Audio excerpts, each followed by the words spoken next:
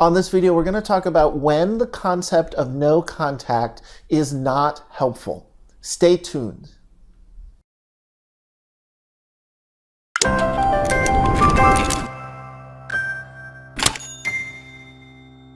Welcome to the New Love Addiction. I'm Alan Robarge, a relationship coach and a psychotherapist, and want to share some ideas with you about an idea that is referred to as no contact.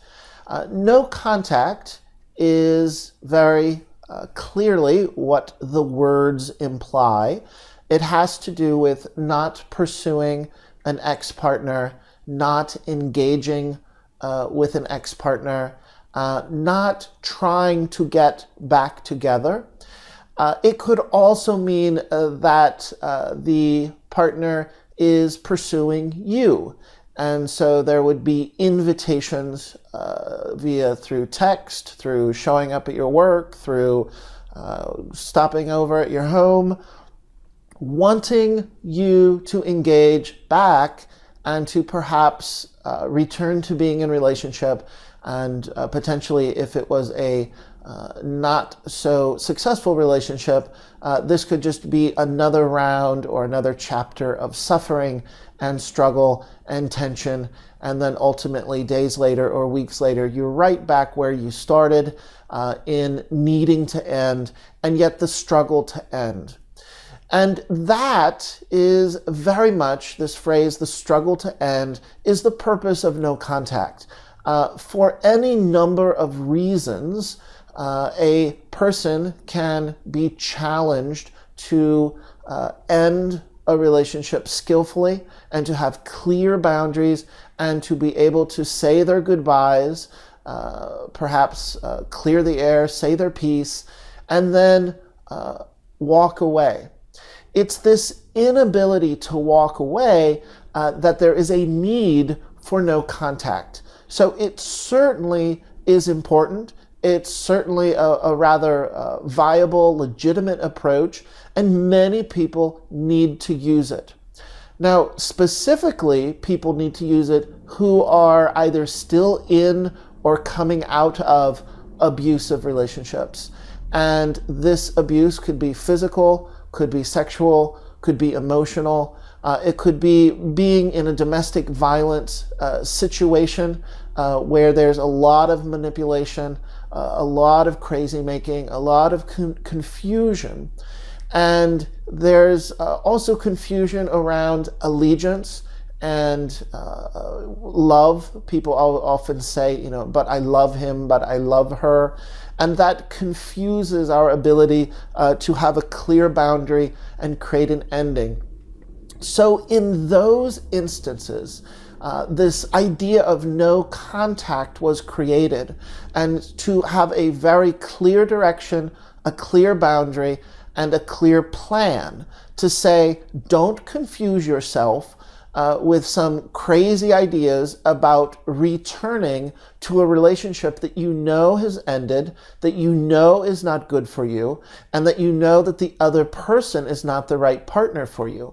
So there is an intelligence to this approach of no contact, and especially if there is abuse involved, if there is extreme emotional manipulation involved, then you cannot play with fire. You cannot play with the confusion in your mind. You cannot give the other person the benefit of the doubt. And you need to have a very rigid, clear boundary that says, I cannot have contact with this person. So I hope you hear the intelligence and the clarity of what no contact can bring and its intention and its purpose. I want to slightly challenge that, or I will say gently challenge that, as far as looking at it as a tool in our tool bag of working with extreme, preoccupied, anxious feelings. When our nervous system is triggered and activated, we are experiencing a sense of primal panic, of needing some proximity, some connection with this person, with this ex-partner, to use some clunky psychological language to refer to this as the love object. And we are intensely longing, and we feel this overwhelm of abandonment and rejection and need to reconnect with the other person. It's usually this need that makes implementing no contact so incredibly hard. One other reason why no contact can be so incredibly hard is if you're stuck in an abuse cycle, if you are in domestic violent abuse or domestic violent triangle, which perhaps you might be familiar of. This triangle is referred to having different roles of the rescuer, the perpetrator, and then the victim. And we seem to go in and out between these different roles when we're in an abusive relationship. So it could be the drive to repeat the abuse, or it could also be this incredible, painful feeling of needing connection, needing some form of proximity to counter the intense, painful feeling of being abandoned or rejected. And these feelings can come up even if you are the one who initiated the ending and initiated the separation. Even if you initiated it, it could still trigger feelings of abandonment and rejection. The reason this is because we're talking about attachment injuries. An attachment injury comes from childhood. It can come from our adult relationships, but usually it has to do with coming from childhood. And when we have an attachment injury that is unhealed and unintegrated, and we're not fully conscious of how it can be a driving force of how we recreate adult relationships, when these feelings of abandonment and rejection and betrayal and being ignored and being neglected get activated, it essentially makes us behave in ways that are very desperate and very needy and very clingy. There's an urgency. There's this incredible urgency of I need to connect with my one most important person to help me feel safe, to help my body come back into equilibrium. So this no contact idea, when it is not about an abuse cycle, if you're very clear that you're not in a domestic violence situation, and you're very clear that your immediate well-being is not in danger as far as the other person is reasonably safe, and I'll just take the word reasonably out there. I mean, the other person is safe. Nonetheless, you have this incredible drive to reconnect with this person, even though you know the relationship is over and even though you know it's not good for you. I want to share an alternative approach to no contact, which I'm calling conscious contact. Sometimes no contact is not helpful. And let me explain why this could be. I've already introduced this idea of an attachment injury, and attachment injuries are trauma. And we know that how trauma is looping in the nervous system and how trauma gets activated and triggered in the brain, that we need to attend to the trauma through our body sensation, through our felt sense, and working with our experience of the activation of nervousness, the activation of adrenaline, the activation of anxiety that's now coursing through my bloodstream. That one way that I attend to the activation of that attachment trauma is I have to work with my body experience, my body sensation, my felt sense. Sometimes this idea of no contact can be re-traumatizing. It could be so harsh and rigid of an approach that it sends my nervous system over the edge. My nervous system is on fire. My nervous system is lighting up like a Christmas tree. I am just in a state of what is referred to as primal panic. Primal panic is an evolutionary response that we are designed to connect with people. And in fact, we need our connections with important people, with our family members, with loved ones.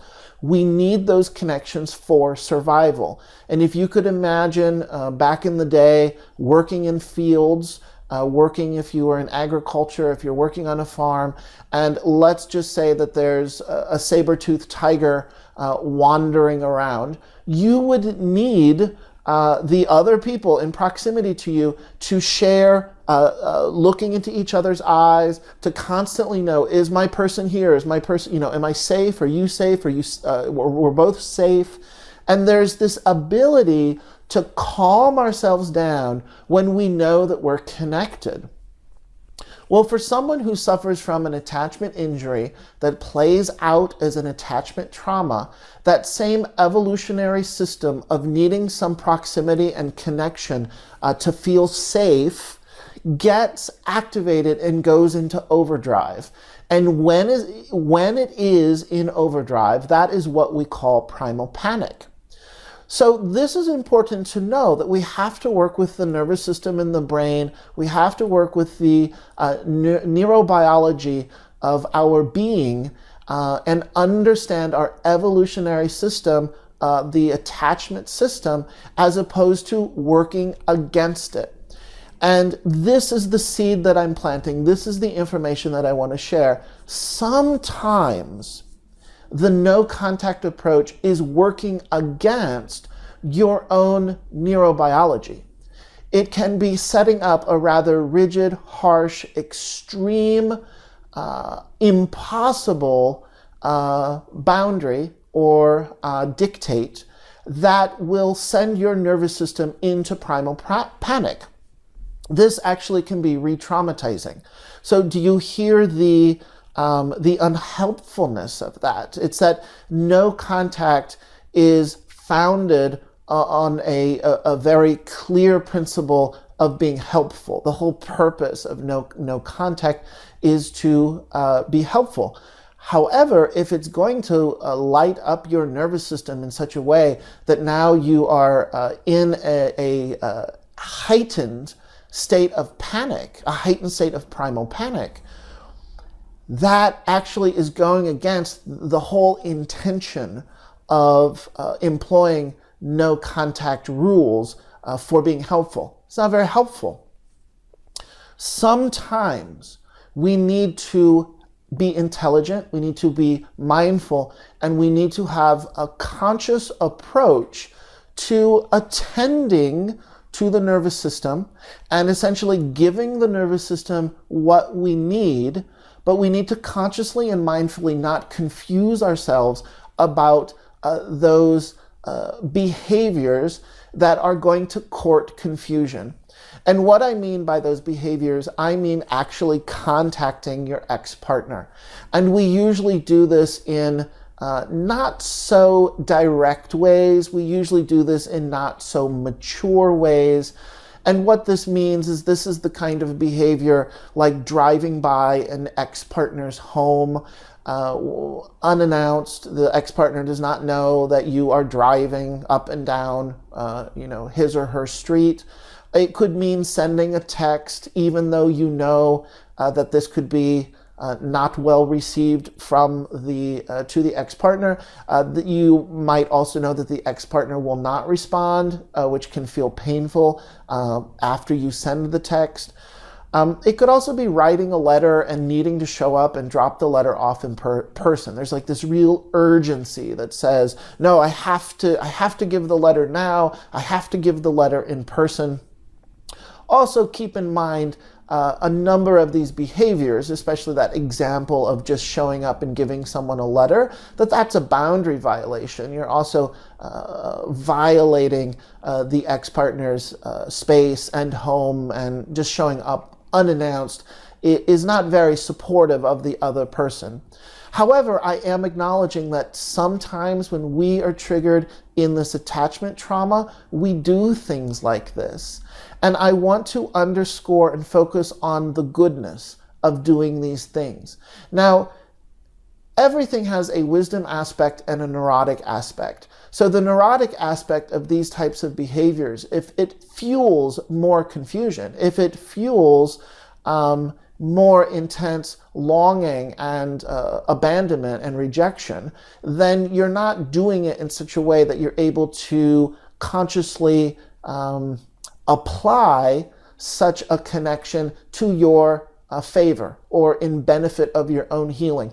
And what I mean by that is when our nervous system is so blown out and overactivated and we need some proximity, and maybe we do, even though we don't feel like it's our most mature thing to do, but we just need to drive by the ex-partner's home. And we might even, be spying on the person a little bit by parking the car around the corner. Again, I'm not really endorsing these behaviors as the most mature or healthy of behaviors.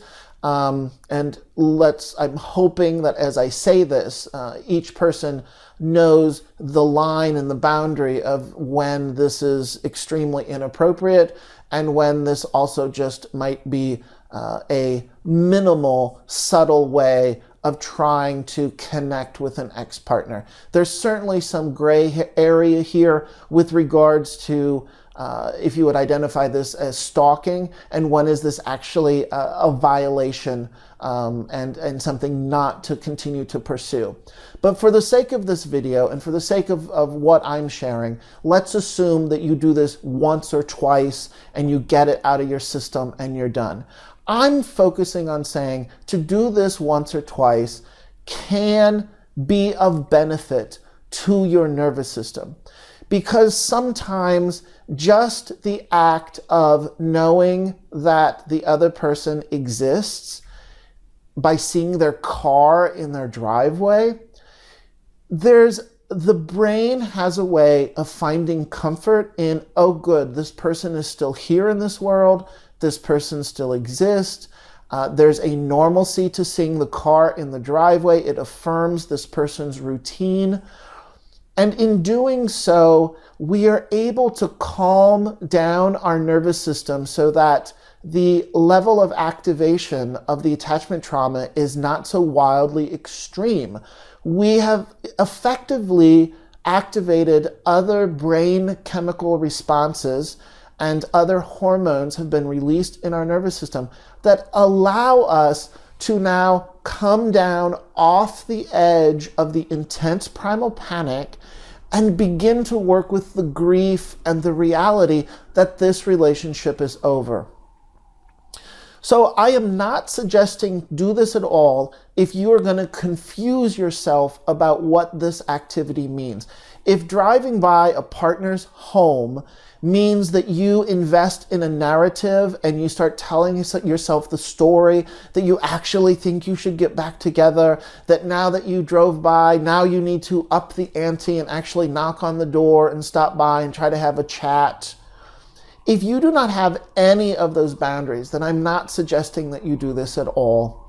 I am, however, acknowledging that for some people, when they do this, we do not need to shame ourselves. We do not need to feel that we have failed. We do not need to get confused that we are immature stalkers who are unable, to behave like an adult. Sometimes the attachment trauma is so incredibly overwhelming with the hormones and the chemical processes going on in our brain and in our bloodstream that we are in a state of extreme panic. And just the idea of proximity, of having some connection to the ex-partner, can actually help us calm down. Now, it's what we do after the fact that makes this helpful. That's the healing piece. And what that means is driving to a parking lot and sitting in your car and crying and grieving and affirming your self-care, affirming your self-soothing, affirming that this is one of the last times, if not the last time, you're going to connect with this person. And you keep reaffirming how through walking the path of grief, how through feeling the loss of the abandonment and the rejection, that what you're doing is you're trying to integrate the attachment injury and the attachment wound. Simultaneously, this is going to put you in touch with the origin of the wound, which means childhood, which means parents, which means past relationships. In those moments, the intensity, the longing, the deep sadness is not mostly about the current ex-partner.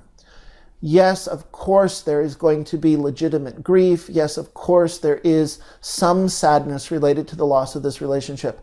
But the incongruent, intense response of grieving, the devastation, is most probably not about this current adult relationship.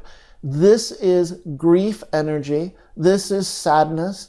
This is the result of history of coming from a family where you somehow were not seen, known, heard, understood. You somehow were ignored, neglected, abandoned, abused, and rejected, betrayed in some fashion.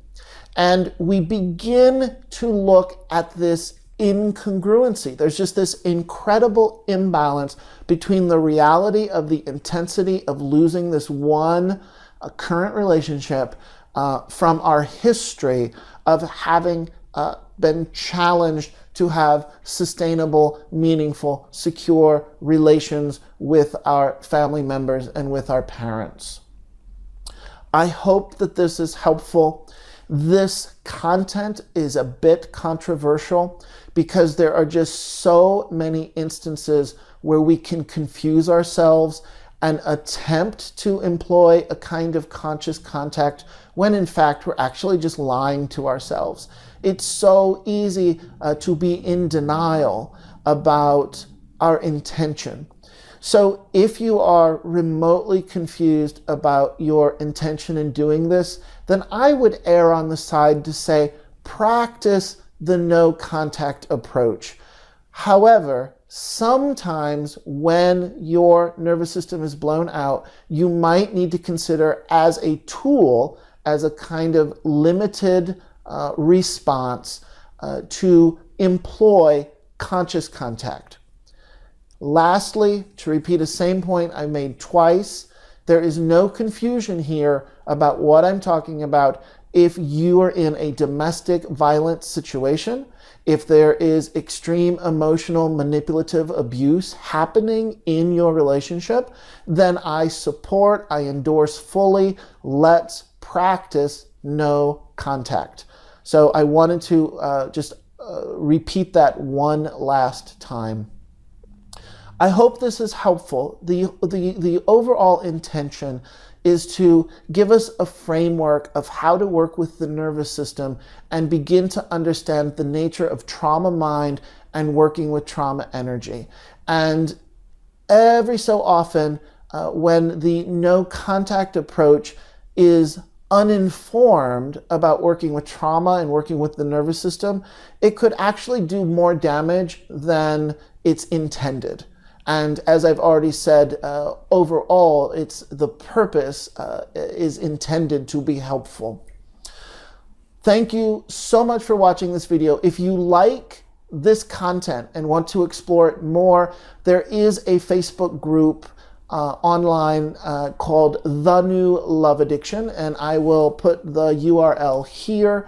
Please subscribe to this YouTube channel for future videos that are coming up. And also, if you would like some support around relationship coaching, I am available. I work remotely through distance counseling via the phone or via video, and you can learn more about me right here also at alanrobarge.com. So thank you for listening, and I will see you next time.